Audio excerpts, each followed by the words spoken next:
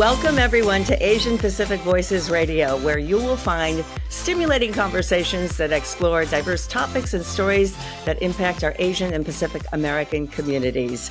I'm your host, Sasha Foo. Today is a special episode because this marks the finale of Season 4 for Asian Pacific Voices Radio.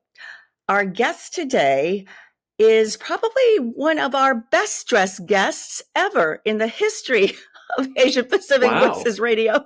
And he also has a very impressive resume. He is a business leader and entrepreneur with a seemingly inexhaustible river of ideas.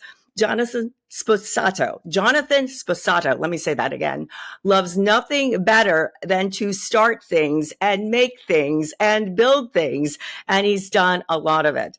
Sposato is the chairman and co-founder of tech news site GeekWire, as well as the founder of the online photo editor known as PicMonkey, the publisher of not one, but two Seattle area magazines, and the creator of joysauce.com, an online platform that celebrates and elevates the achievements and profiles of Asians in America.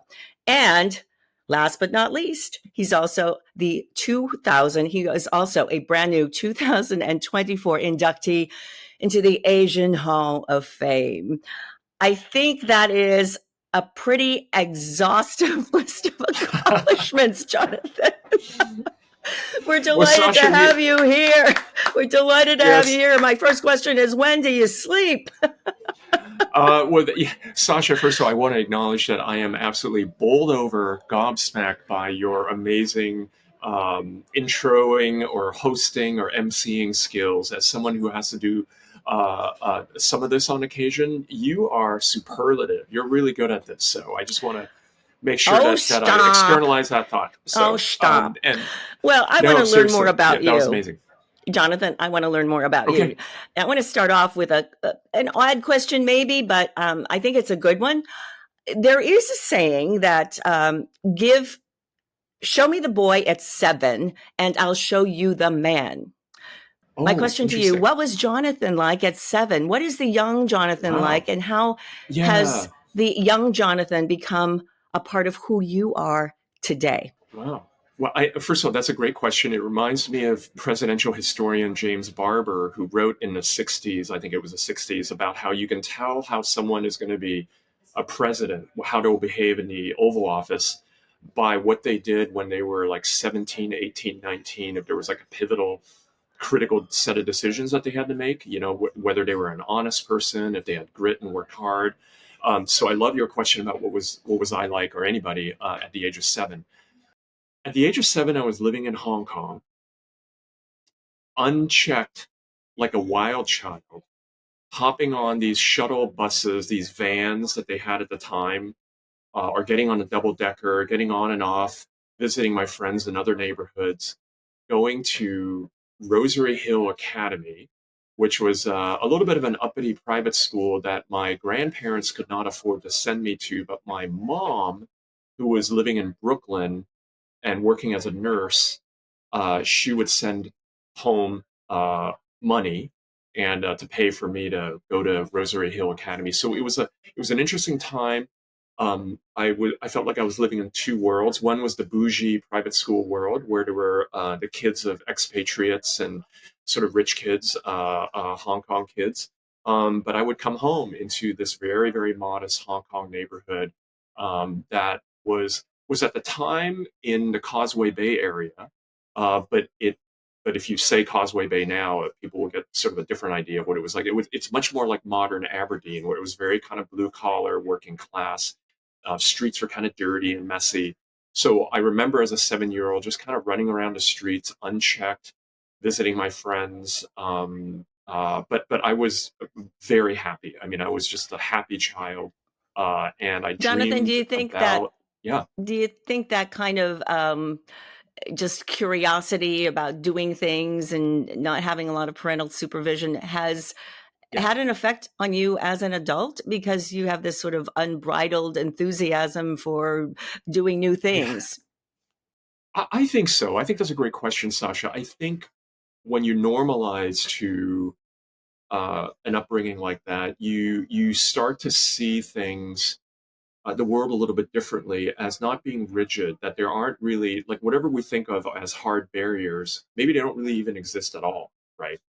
Who's to say that you can't do something? Who's to say that you can't go up and talk to someone?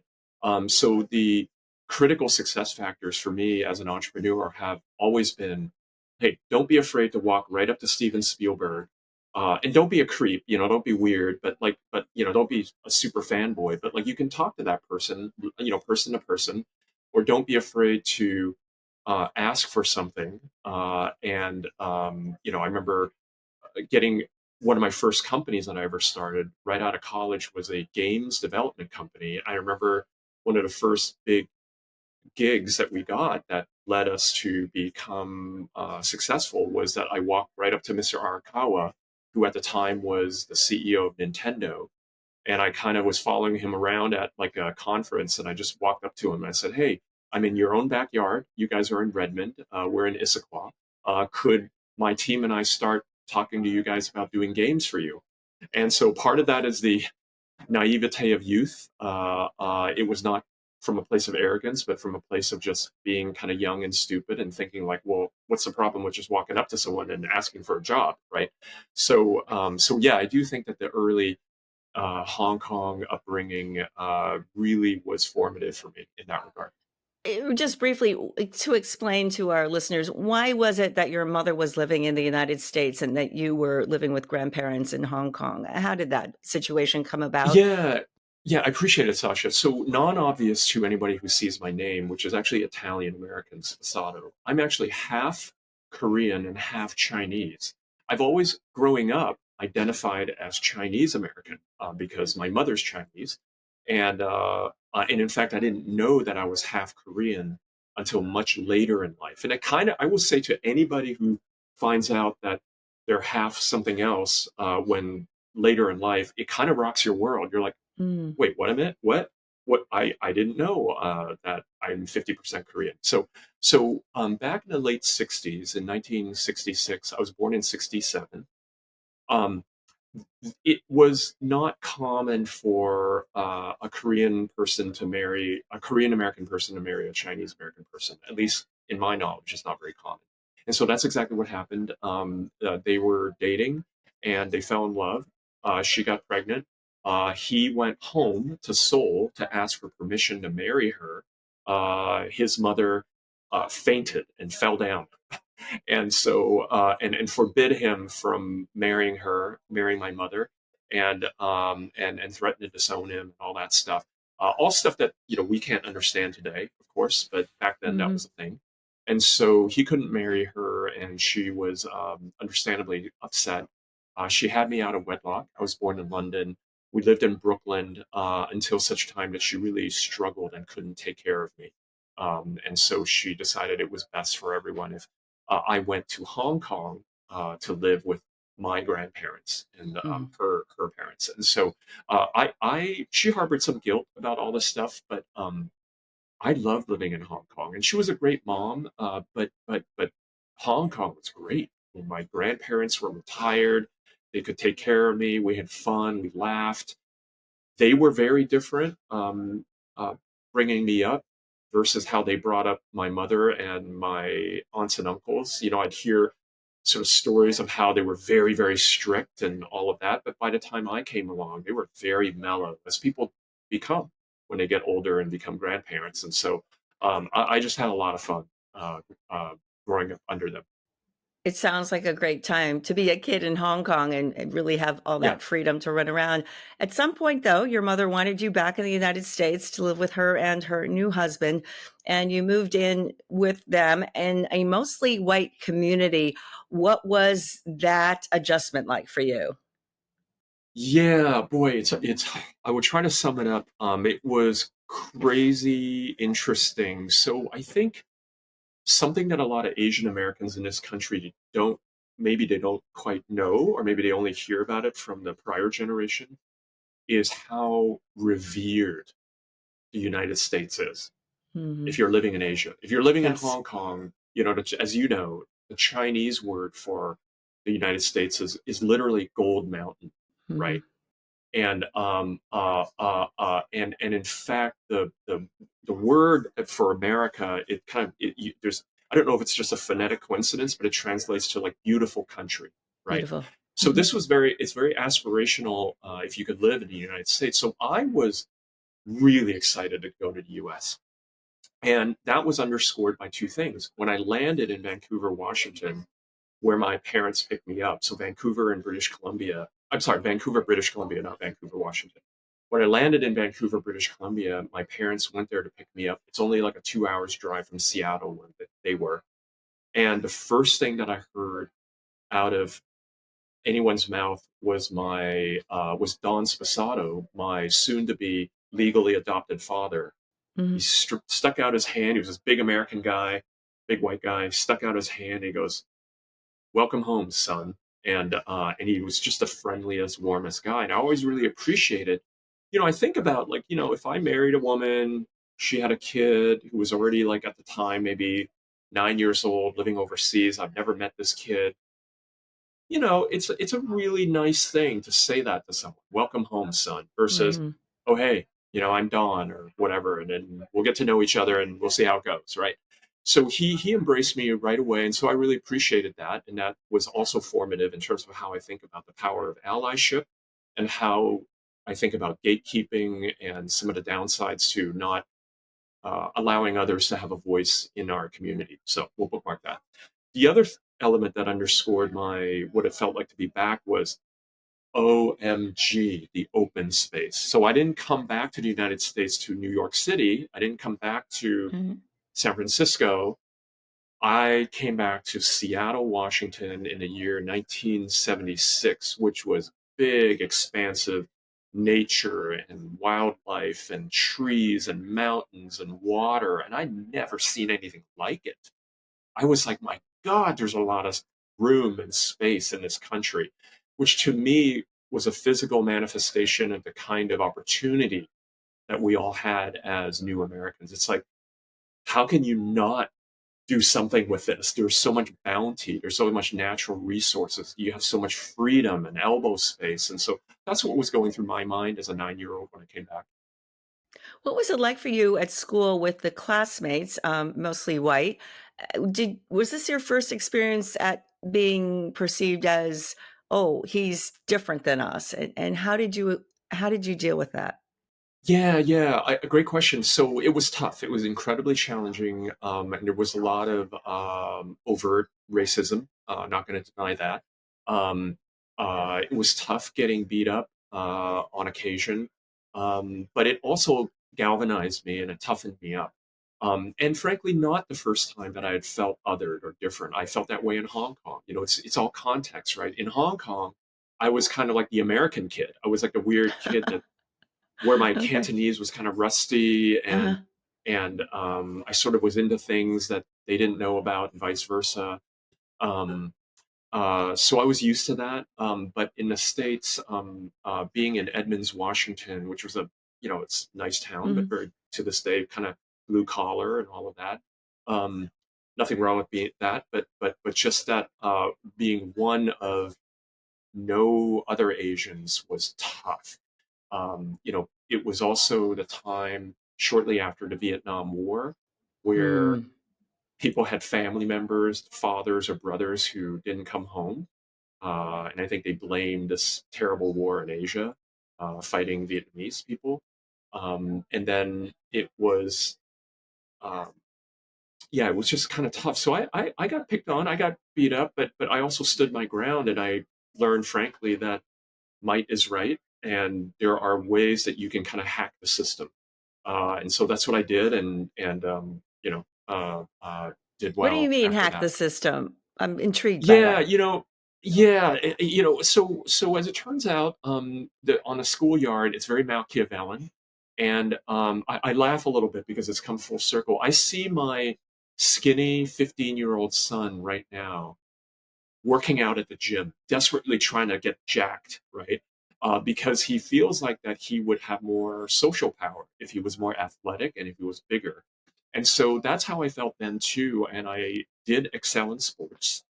I was lucky in some ways. So I excelled in sports and I hit a growth spurt. I'm 6 feet tall. And so I could do well in a lot of kind of jack of all trades, master of none.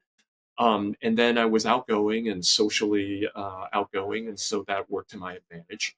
And, and I slowly figured out how to work the system a little bit. What were the things that gave you social power in the context of being a teenager? One of them was actually sort of dressing well, right? You know, I was listening to the cool bands, like Duran Duran and, into Depeche Mode and The Cure. And so at that time, those exciting, that kind of music was happening. And I dressed a certain way, which gave me a certain flair and cachet in the context of teenagers. And Well, you still and got you that like girls style and girls going like on. you. Yeah, thank you. So that means a lot coming from you. I've Googled you, and you're pretty incredible sartorially. So I appreciate that. Well, I want to talk to you a little bit about also when you're talking about your teenage years and hacking the, pecking order, Yeah. the social structure. You also made a name for yourself because you discovered, I don't know to your surprise, but you had a gift for making things. You began designing these Mhm. video games. And Yeah. not that you were really bragging about it or anything. In fact, you told me you were pretty low profile about it. But when you realized you had this gift for making or designing things, where did this instinct come from? I mean, a lot of times we do things to please our parents or please our peers or please certain friends. Where did this idea of, I want to make things, where did this come from? That's a great question. And curiously, I've never actually been asked that question, which is why it underscores how good of an interviewer you are.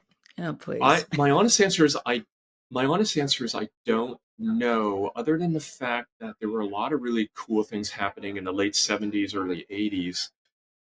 For some reason, and I actually need to go back and thank these old ladies who were the shopkeepers, but there was like a little drugstore comic that had a comic book rack and a magazine section.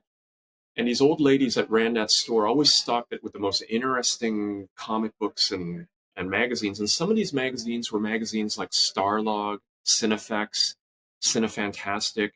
And they Wow. were all about, yeah, they were all, and this is like, I'm 11, 12, 13 years old. And a lot of these magazines were all about how these special effects wizards, like there would be an interview with John Dykstra, who was the special effects mastermind behind Star Wars, Close Encounters of the Third Kind, things like that. Or Brian Johnson, who was the special effects wizard behind one of my favorite shows on the BBC, which was called Space 1999. Right.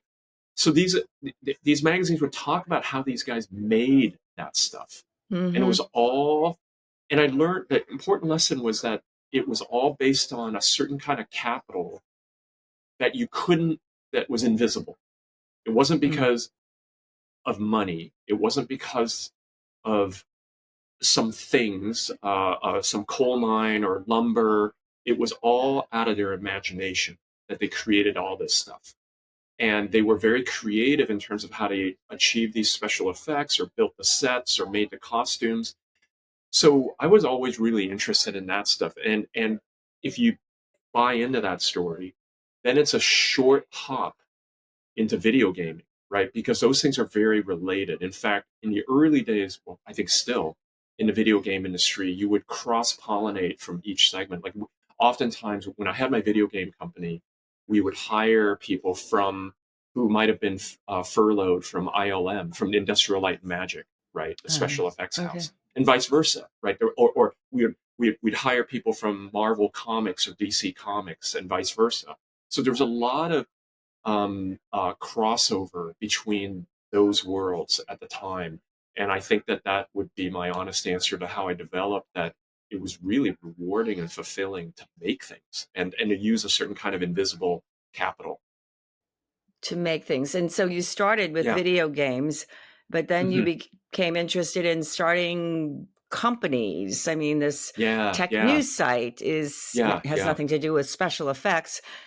No. Because you've started and been responsible for creating so many companies, I want you to kind of reflect back and give us maybe a story that you pull out when you want to illustrate to people, hey, folks, it's really not as easy as it seems. Can you give us one of those Oh, stories?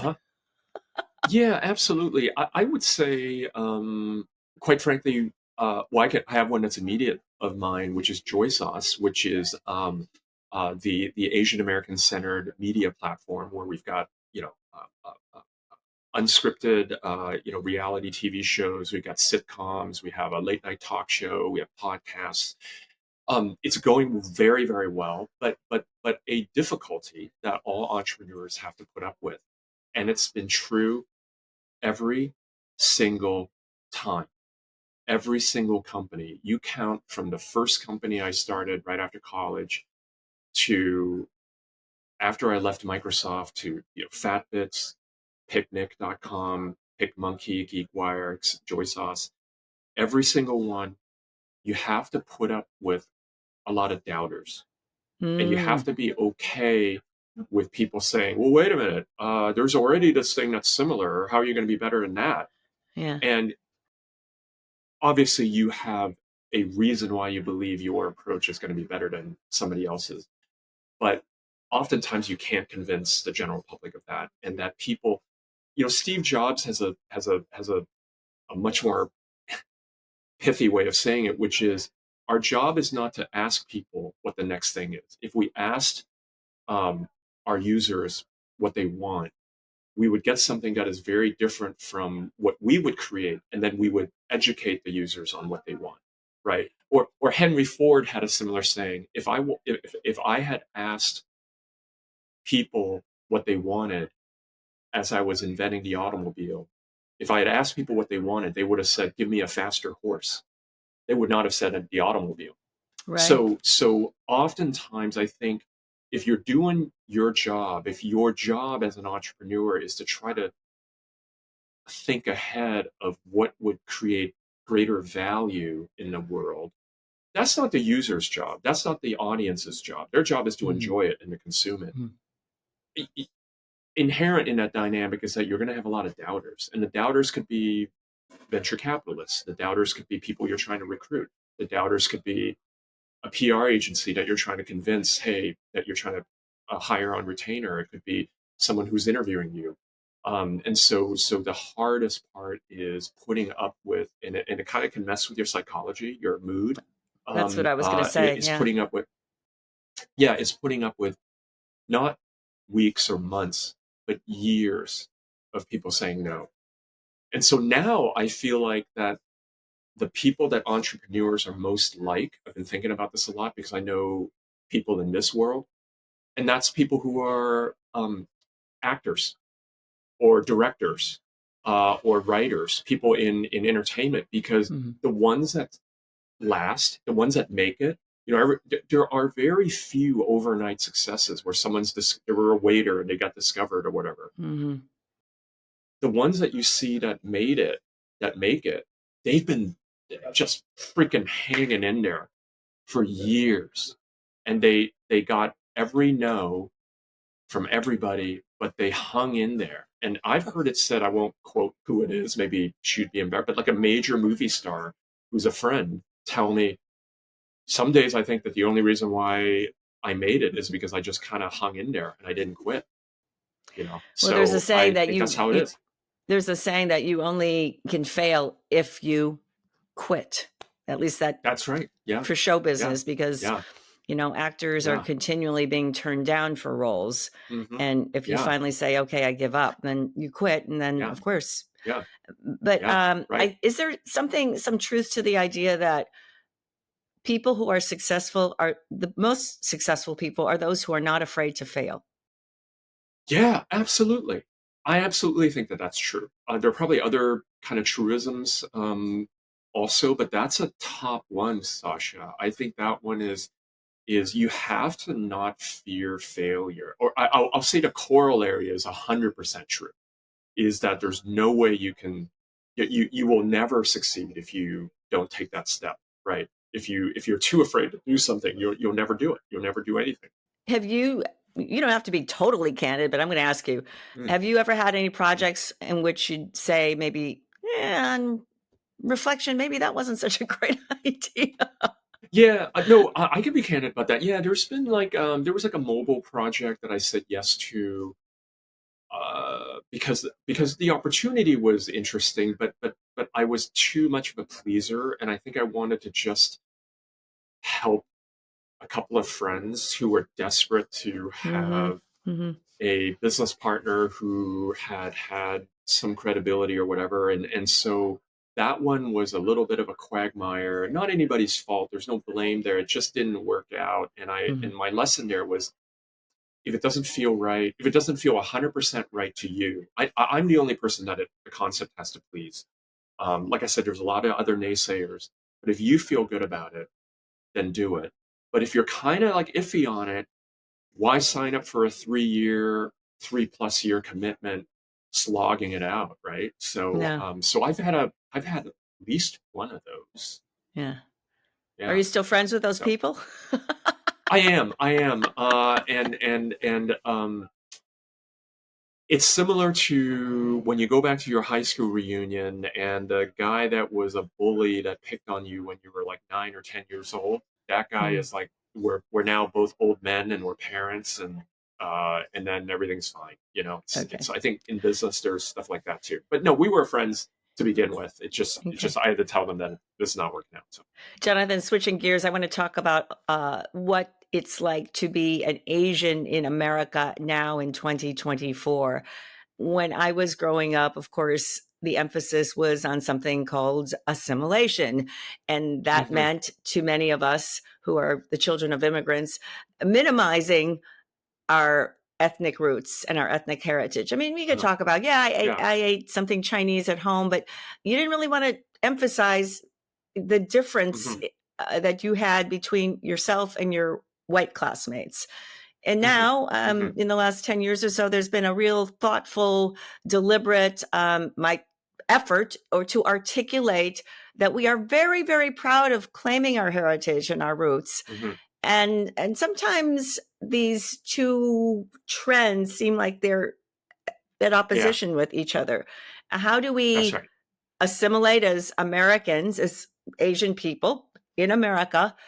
And what is your experience along these lines? And is there is there such a thing as not being Asian enough?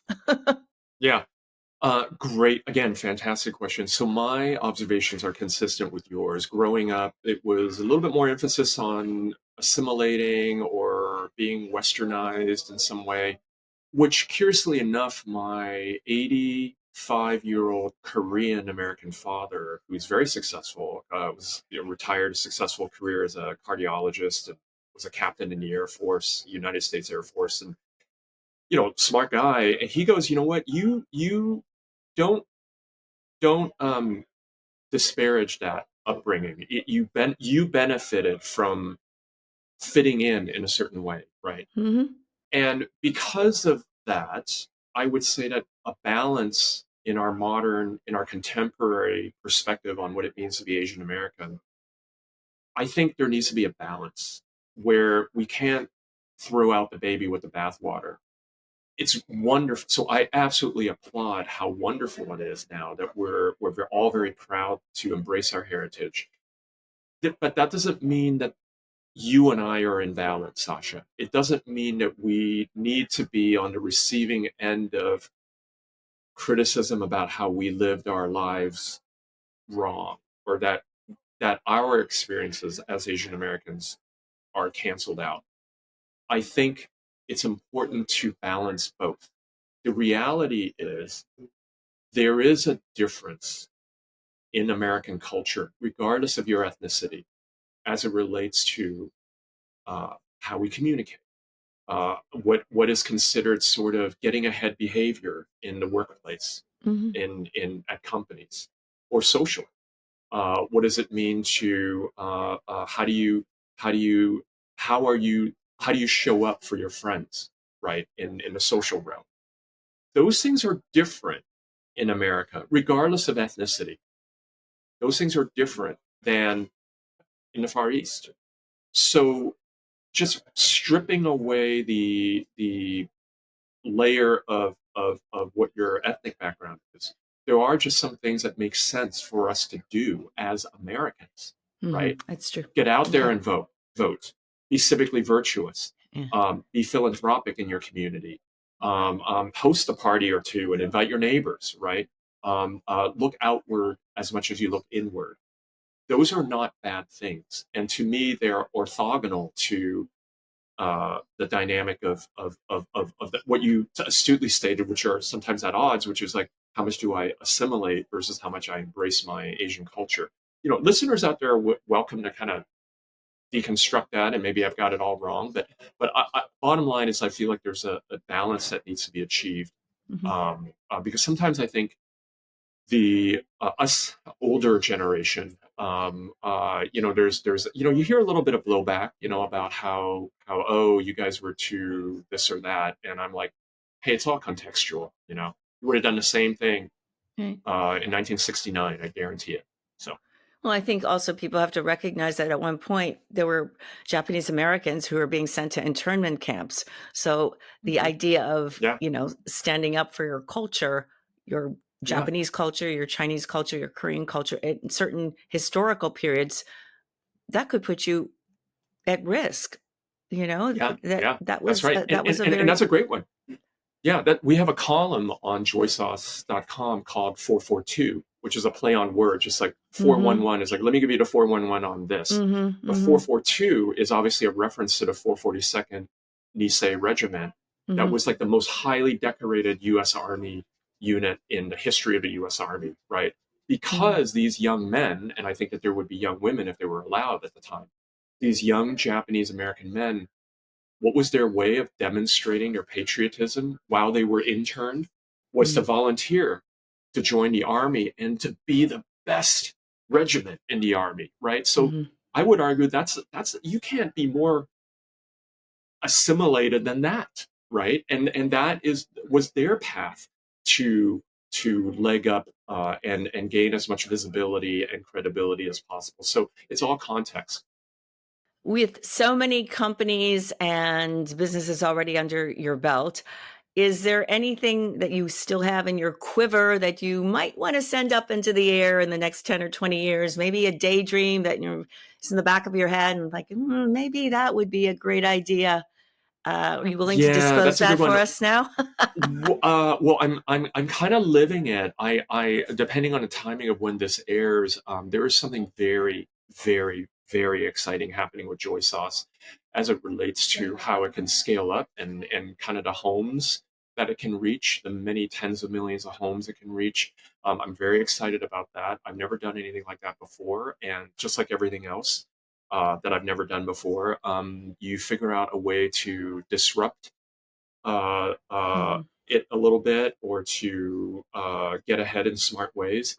And I'm very excited about what that means for Joy Sauce. So honestly, my honest answer is that I'm kind of living this dream as we speak. And as a 57-year-old, you got to be, I urge anybody who has a dream to don't be on your deathbed wishing that you had kissed that girl or boy.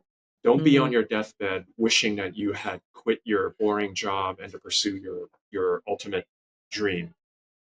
Do it. Do Do it it. and have no regrets. It's better to have failed. It's better to have loved and lost than to not loved at all. Actually, you're anticipating my last question to you, which was Mm. what would be your best advice to the next generation of builders and creators and thinkers and dreamers? And you just gave me that answer. Just do it. Don't deliver it. Yeah. Just do it. Yeah. And also, I'll give one other thing, which I'd always sort of been thinking about, and it relates to how I was brought up in Hong Kong. But again, Steve Jobs sort of summed it up in a much more eloquent way, which Mhm. is at some point in your life, you realize that everything that you see in the world was just made up by another person. Everything that you see, whether it's the building we're in or the clothes that I'm wearing or the laws that govern where we can park or not park. Obviously, all of these things are necessary and important to a society to function smoothly. But the point is, everything was actually made up by someone, a person or persons. and you are also a person. So, and you have to kind of take stock, the person that made that up, whether it's a barrier or a boundary or whatever, may not be smarter than you. Person could have been dumber than you. Maybe you're the person that's coming along that's smarter, that has a better idea, and you can make it better. So if you have this realization that everything was just made up by another person that you may or may not be smarter than, then it really changes your perspective as an entrepreneur, that you don't have to take the status quo. You don't have to take the first offer that someone gives you. You don't have to take take the first no as an answer. You don't have to do it. This is a common entrepreneur dilemma. Like, I have these venture capitalists or private equity people. They want to invest in, 50 million in my company, but they'll only do it if, they keep talking about how, you got to do it just like these other guys that are succeeding, right? What's the AI component of your startup? And you don't have to be emboldened to that. So. Okay. So we are kind of going to wrap it up. So I'm going to give you one opportunity to answer my final question and make it short, your response. Jonathan, short. You got it. If we're making a movie of your life, who do you think should play you?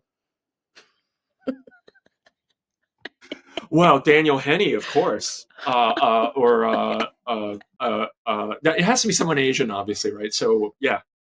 Somebody incredibly handsome, charming, right? And handsome, and but with an enthusiasm and a positivity, or something like that. I love it. Actually, who would play you, Sasha? You would play yourself. That's a subject for another podcast. Okay.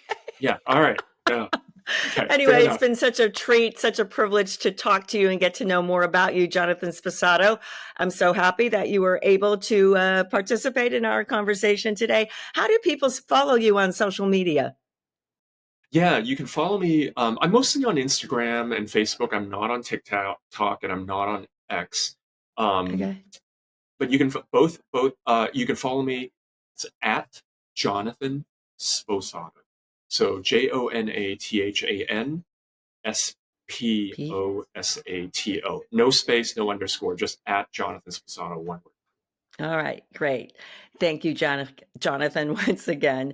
You're As I welcome. mentioned earlier, this is our finale episode for season 4 of Asian Pacific Voices.